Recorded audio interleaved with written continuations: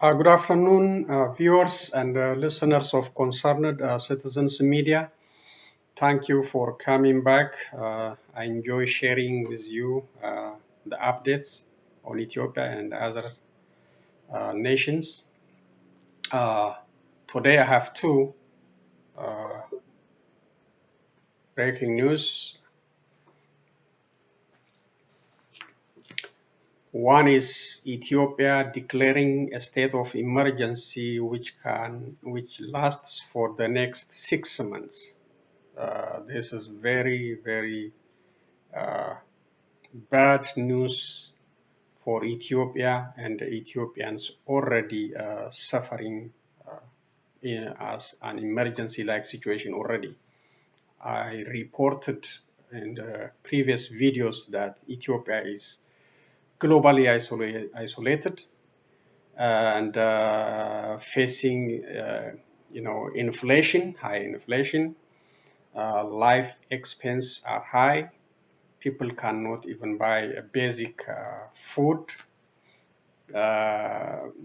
command posts, high unemployment, and several other problems like lawlessness and no respect for justice decision. Prisoners are just stored in prison cells without due process, and no accountability at all. And no one was accounted for the killing of Hachalu Hundessa, the killing of senior military officials killed in Ethiopia under Abiy Ahmed leadership, and the killing of lawyer Abdul Jabbar Hussein, and the killing of the teenager, the assassination of teenager in Wallega in public view. So many situations, so many bad situations in Ethiopia already. So now they have a 6 months emergency rule. So this is very bad news. I have that one, and the other one is AGOA. Allowing Ethiopia to export agricultural and industrial products to the United States free of taxes, duty free. That is now suspended. So that's another breaking news. Let's listen to France 24 News, then read the same thing from Reuters. Yeah. Now on the line from Addis Ababa is our reporter Maria Nicolescu. Maria, what does this state of emergency now mean? Well, the state of emergency was announced this Monday by the Council of Ministers here in Ethiopia. The Ethiopian Parliament now has 48 hours to approve the state of emergency, which will be declared nationwide. We're still waiting for the details of what the state of emergency entails. In any case, this does not come as a very big surprise, as the tensions have been rising across the country, have been rising significantly over the past days, including here in the capital, Addis Ababa. On Monday, the government urged residents to register their weapons and even join the fight against the Tigrayan forces and against the TPLF, the Tigray People's Liberation Front. The government told residents in Addis Ababa to rise and protect their neighborhoods. People I've talked to this Monday say that they're increasingly scared about how the situation is going to evolve, as both the TPLF and another rebel group from the Oromo region said that their aim was to take back the capital. So there is evidence then, Maria, from what you're saying, that the Tigrayan rebels have now turned their attention to Addis Ababa, the capital, and are trying to advance to Addis.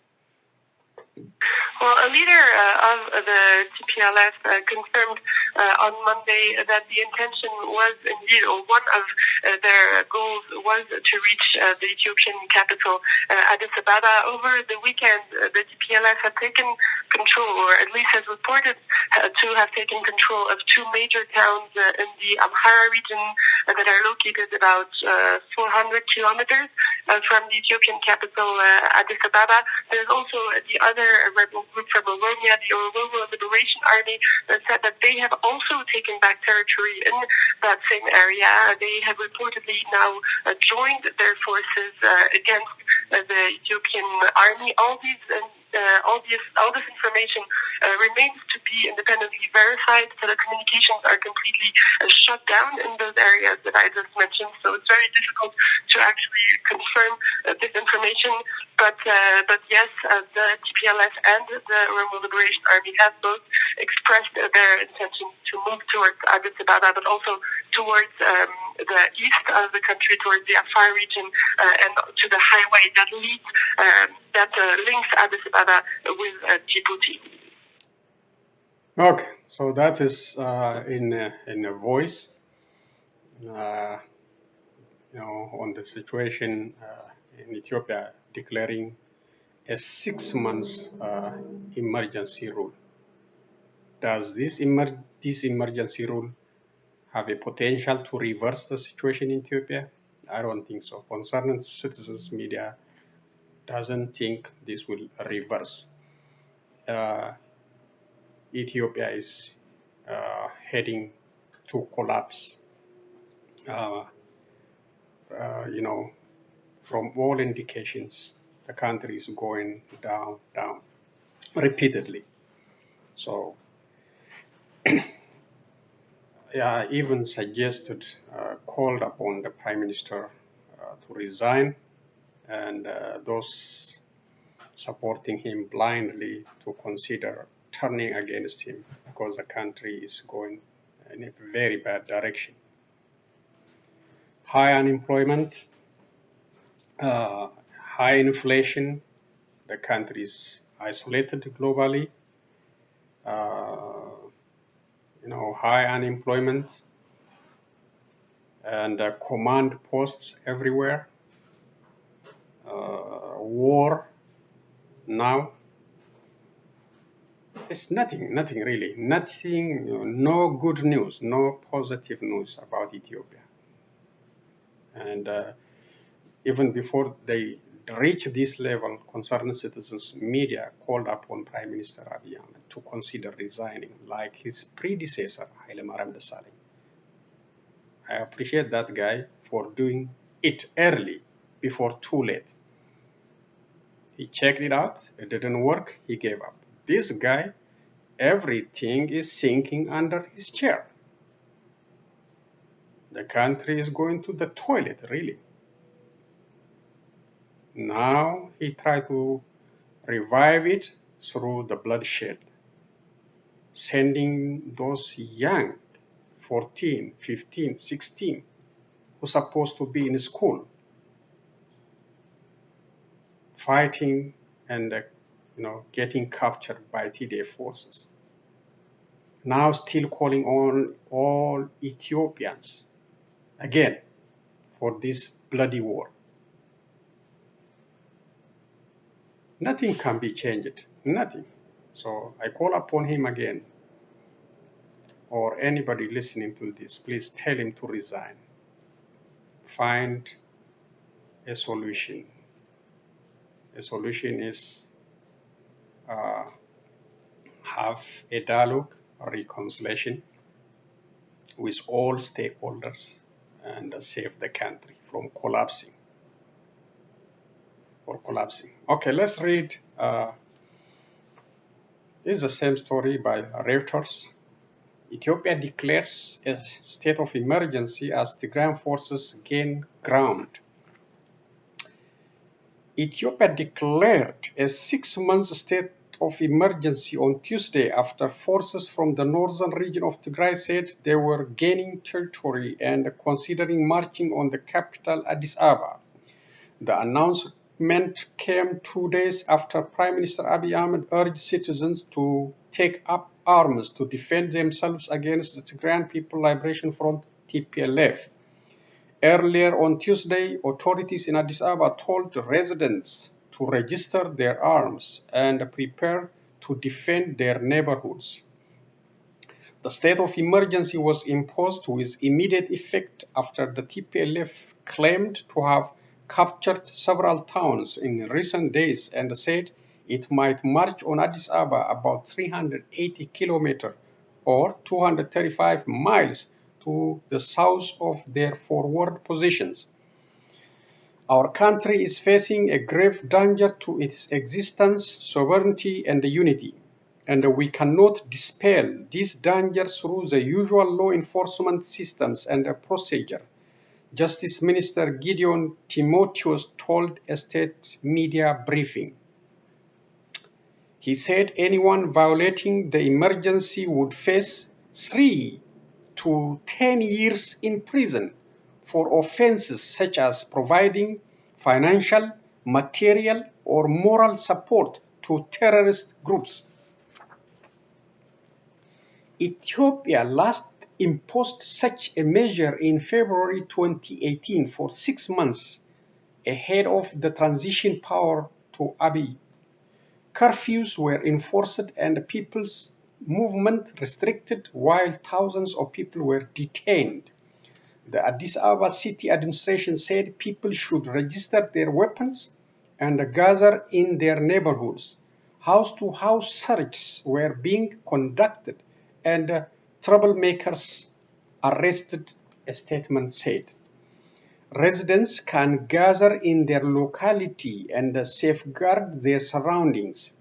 Those who have weapons but cannot take part in safeguarding their surroundings are advised to hand over their weapons to the government or their local relatives or friends.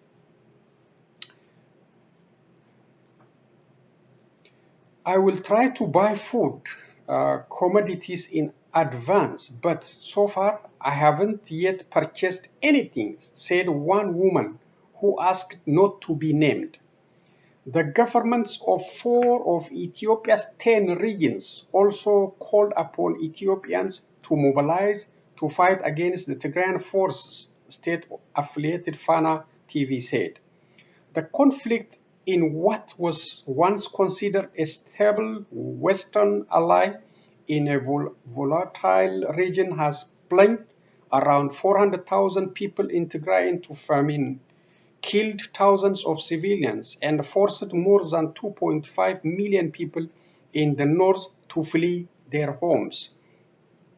It erupted in the night of November 3, 2020, when forces loyal to the TPLF, including some soldiers, seized military base in Tigray, a northern region.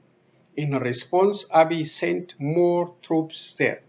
This claim is the government side claim, but the things were very bad before the war. Tigrayans were under embargo before that, before even the declaration of war. They were removed from the federal government offices, parliament, everywhere, targeted by Abiy Ahmed. So the government is keep claiming that Tigrayans attacked the northern command first. The TPLF had dominated Ethiopia politics for nearly 3 decades, but lost much influence when Abiy took office in 2018, following years of anti-government protest. Relations with the TPLF soared after they accused him of centralizing power at the expense of Ethiopia's regional states, an accusation Abiy denied. TPLF spokesperson Getachew Reda said that if Tigrayan forces and their allies succeeded in removing the government, they would establish an interim government. If the government falls, we will definitely have an interim government. There would also need to be a national dialogue, he said, but Abiy and his ministers would not be asked to take part. They will have their day in court, said Getachew. The TPLF has claimed the capture of Dese, Kombolcha, and Burqa, all in the Amara regions in recent days. A government spokesperson disputed the capture of Dese and Kombolcha, but later released a statement saying TPLF infiltrators had killed 100 youths in Kombolcha. Spokespeople for the government, military, and Amara region didn't return calls seeking further comment on Tuesday. On Monday night, Tigrayan forces said they had linked up with fighters from an Oromo force also fighting the central government. The Oromo are Ethiopia's biggest ethnic group. Many of their political leaders are currently in prison. U.S. alarm. The United States Special Envoy for the Horn of Africa said on Tuesday Washington was alarmed by the deteriorating humanitarian situation in the north, including signs of famine, and urged all sides to find ways to de-escalate and let aid in. Jeffrey Feltman said it was mostly government restrictions that were preventing humanitarian help from getting to people. Abiy's government had denied blocking food aid.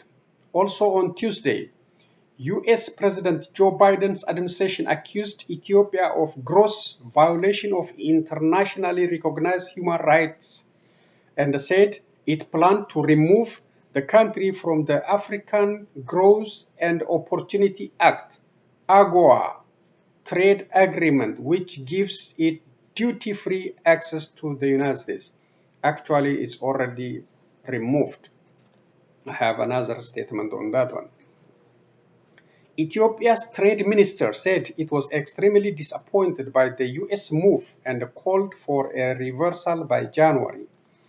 The Ethiopian government takes all human rights allegations seriously. We are looking at them and conducting investigation, and we are committed to ensuring accountability, it said. No, nobody can trust Ethiopia. Nobody.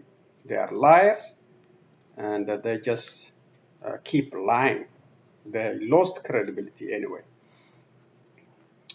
In view of the deteriorating security situation, U.S. citizens currently in Ethiopia should make preparations to leave, and those planning to travel there should reconsider, Washington's embassy to Addis Ababa said on its website. Credit Reuters news agency.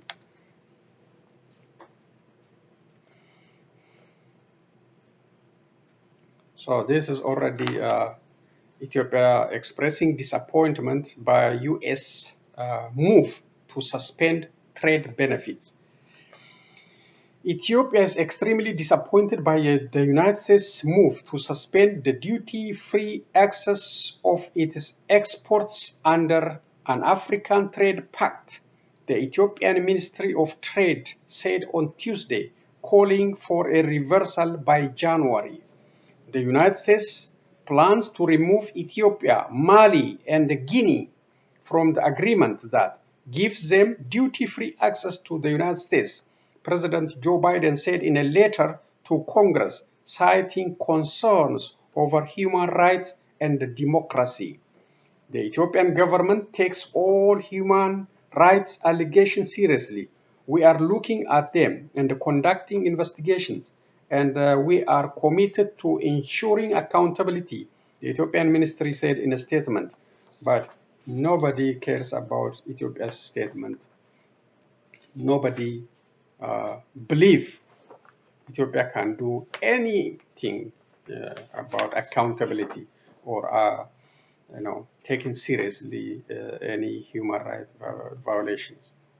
They say it just to express their disappointment about this decision, and this decision is very, I know it's very tough on some employees in working in industrial parks in Ethiopia, but the decision is right to impose on Ethiopia. This guy doesn't listen. He need more sanction. Not only this, he need more sanction, more other serious measures to remove him from power. He is not good for that country. He is not good for Ethiopians. He is not. He's not listening. He is bullying Ethiopians. He's bullying the world community. He is, blaming whites and blacks for the war defeat in Dase and Kombolcha. Even the government affiliated media, SAT, mentioning the United States today on their broadcast, for the situation in Ethiopia, or how they are helping TPLF to reach Addis Ababa. The SAT TV, they are the mouthpiece of Abiy Ahmed. He said yesterday black and white are involved in the military conflict. Today, SAT, which is government-friendly media, accusing the United States, supporting TPLF. Okay, this is the last one. This is security alert from U.S. Embassy in Ethiopia. Update on security situation in Amara, Afar, and the Tigray regions.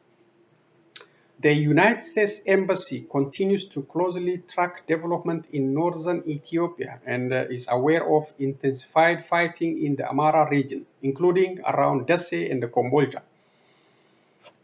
U.S. citizens in Amara and Afar should monitor local media and be prepared to shelter in place if they are near areas of conflict, and should strongly consider departing these areas.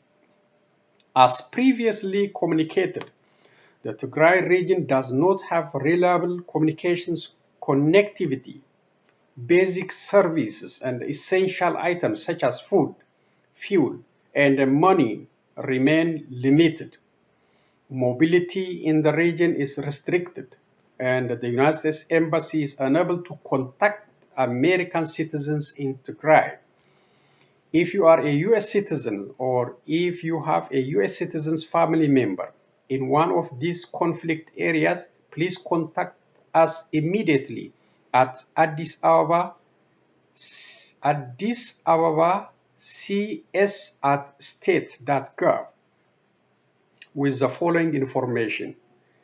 1. U.S. citizen's full name and the date of birth. 2. The U.S. citizen's U.S. passport number, if it's known. 3. The U.S. citizen's last known location and the contact information. Please also refer to our travel advisory issued on September 16, 2021, which recommends that U.S. citizens reconsider travel to Ethiopia. So U.S. Embassy in Addis Ababa is watching the situation in Ethiopia very closely and advising citizens to reconsider traveling to Ethiopia, and guiding if you have family member over there in Amara and the Tigray region, how you can contact. So Ethiopia is really very dangerous place for investment, for tourism, for family visit. Very bad. It's very bad for Ethiopians themselves and for international community.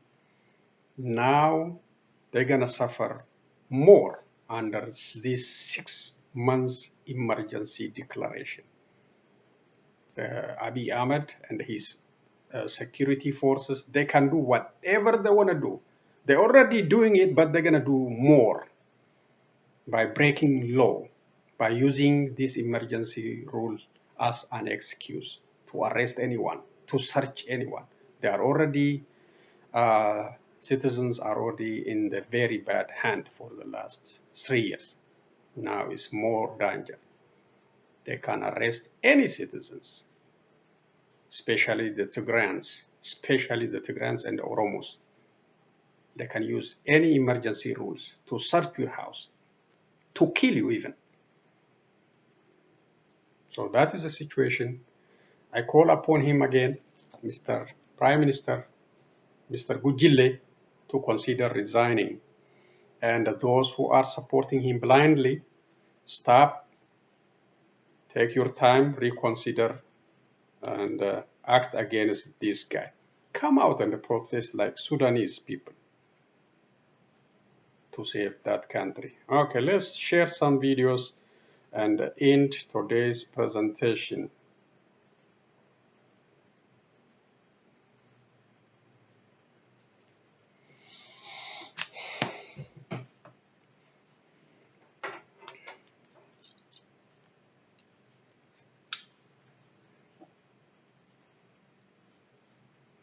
Okay.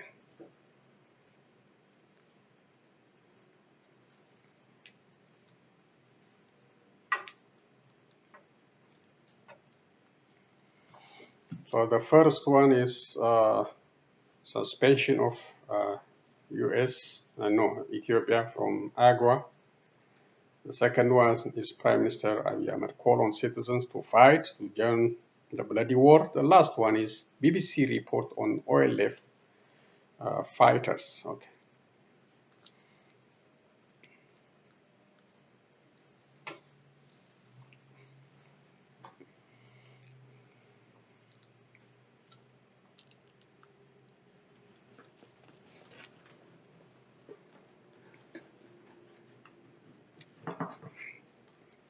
There we go.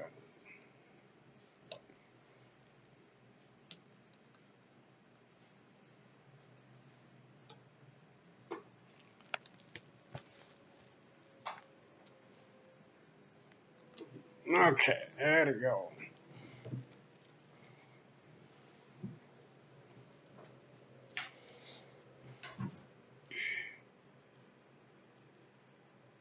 Safeguard gutters are guaranteed to never clog. Listen up, Operation Gutter Crush is about to start. Ready? Yes, sir! The U.S. suspended duty-free access to Ethiopian exports because of a year-long civil war that spawned a humanitarian crisis in the Horn of Africa nation. Ethiopia is not in compliance with the eligibility requirements of the African Growth and Opportunity Act because of gross violations of internationally recognized human rights, a senior U.S. official told reporters on a conference call. The determination can be reversed if the government addresses human rights, humanitarian and political crises by January 1, the official said. The suspension of duty-free access is a fresh blow to Ethiopia's economy, which is already under strain from the growing cost of the conflict in the country's northern regions and the impact of the coronavirus pandemic. The Horn of Africa nation exported goods worth $245 million to the U.S. last year under AGOA, accounting for almost half its shipments to America. Tuesday's announcement follows an executive order by the Biden administration authorizing sanctions against individuals and entities deemed to be prolonging the conflict in Ethiopia. The U.S. on Monday reiterated its threat to impose sanctions. The U.S. Embassy in Ethiopia said on October 28 that in order to retain AGOA access, the Ethiopian government should allow the UN Human Rights Investigation Office to probe rights violations, the provision of humanitarian aid to conflict areas, and the restoration of power and telecommunications services. The UN and the Ethiopian Human Rights Commission are expected to release a report on Wednesday following their investigation into alleged violations of human rights, humanitarian and refugee law in the Tigray conflict. The USTR completed its annual review of 49 sub-Saharan African nations last week. In addition to Ethiopia, Mali, and Guinea didn't meet the requirements to benefit from the preferential trade agreement following coups in the two countries earlier this year. There's a new frontier in Ethiopia's war.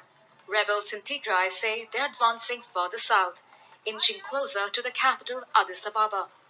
In just a few days, the rebels from the northern Tigray state say they have seized the towns of Dese and Kombolcha, which are in the neighboring Amhara state.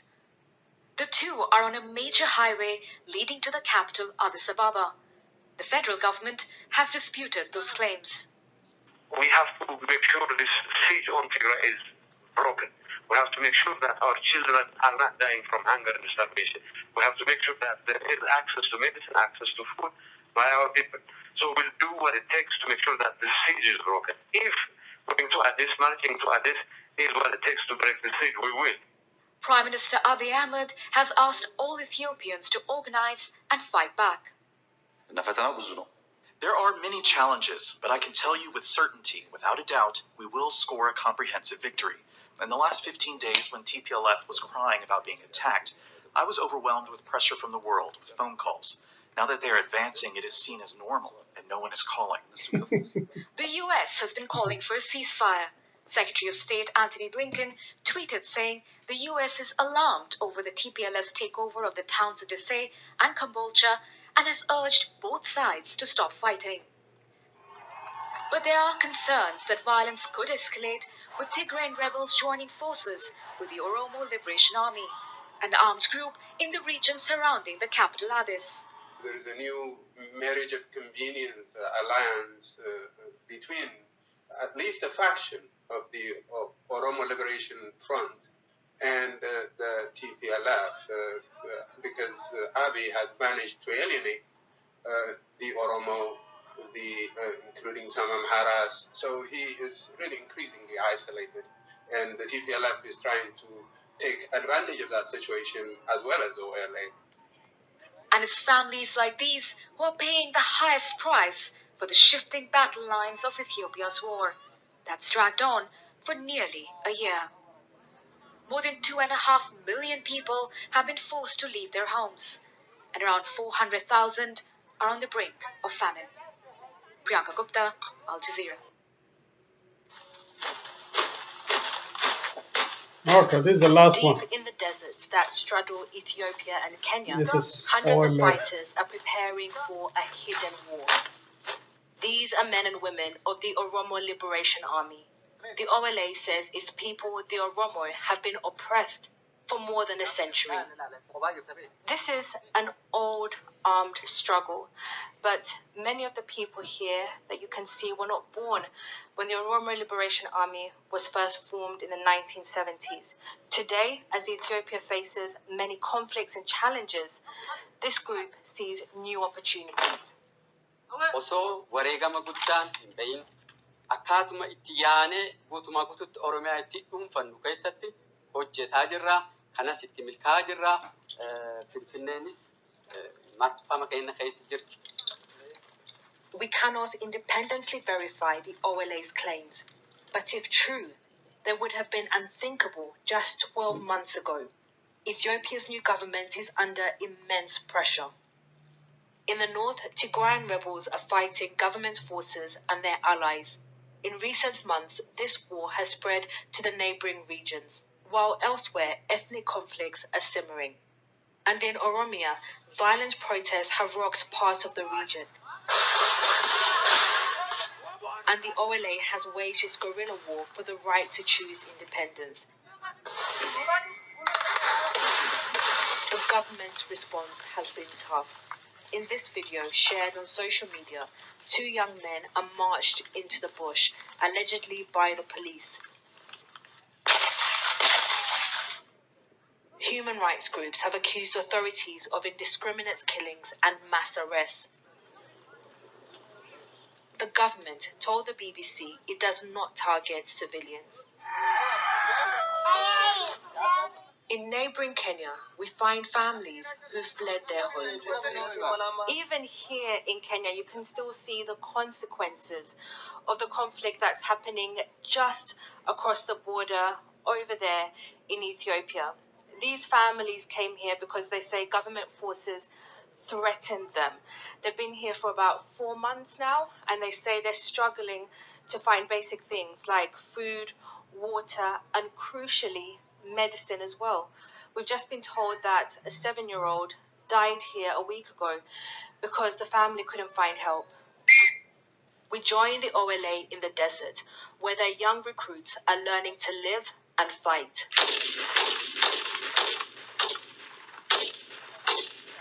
A lot of young people here are disaffected with the government, and with so many politicians and opposition leaders currently in detention, a lot of them are seeing this as the solution.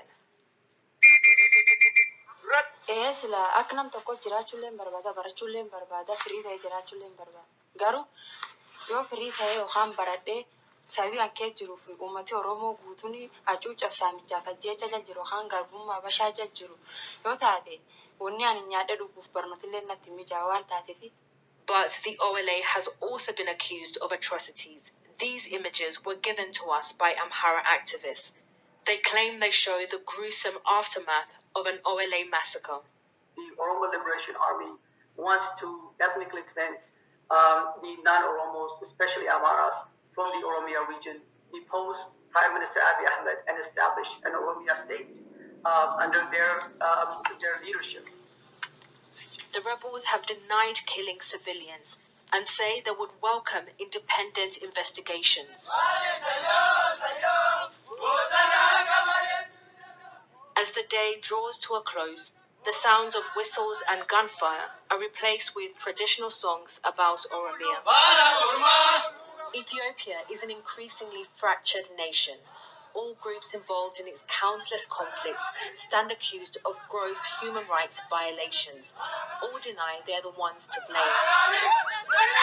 But what's certain is that it's ordinary people who are suffering, and that seems unlikely to end anytime soon.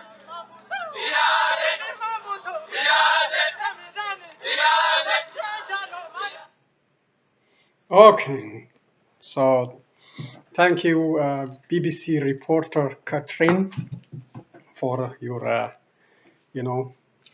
field reporting on OLA or Oromo Liberation Army. For so long, not much is said about Oromo suffering under Abiy Ahmed, especially those living in East and West Wallega under the command post, suffering. So OLA is fighting for this and other Oromos to liberate them from this continued command post and, mistreatment, disrespect of Oromos. And, now the government is calling on Oromo Keros and Kares, Oromo youth, Oromos in general, to fight for him. Really, for what benefit? They want to extend your power so you can kill them. You can disrespect them for more years. You can arrest their political leaders. You can put Oromos in thousands in prison. That's why you're calling on them to fight for you, to defend you now, after you created all this misery on Oromos, assassinations, assassination of Hachalu Hundessa, assassination of those seen on video. There is, for your lack of accountability in that country, I think your time is over.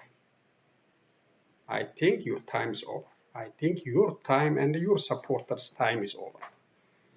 You should consider resigning or look for a safe haven somewhere in the world. You caused the country into catastrophe, death, destruction, injustice in Ethiopia, in Oromia.